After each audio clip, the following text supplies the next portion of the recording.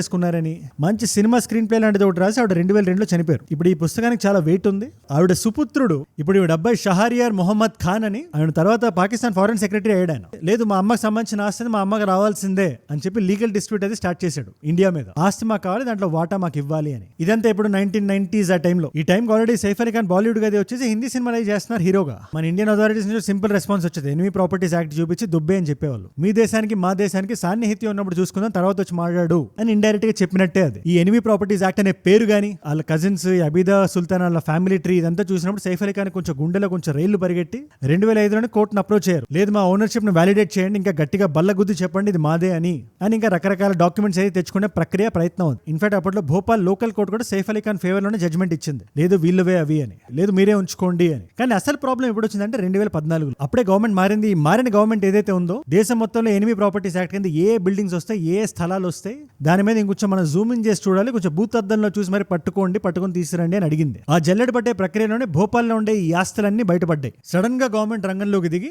2016 నుంచి 2020 మధ్యలో ఏవేవైతే ప్రాపర్టీస్ ఉన్నాయో ముస్లిం పర్సనల్ లా కింద ఈ ప్రాపర్టీస్ అబిదాకు కూడా వెళ్ళేవి. ఆవిడ కూడా ఇందులో పార్ట్నర్ గా అయ్యే అవకాశం ఫ్యూచర్ లో ఉంది కాబట్టి ఇది ఖచ్చితంగా ఎనిమీ ప్రాపర్టీనే. ఎనిమీ ప్రాపర్టీ కాబట్టి ఇది సైఫ్ అలీ ఖాన్ అనే వ్యక్తి చేతిలో ఉండకూడదు, ఇది మాకే కావాలి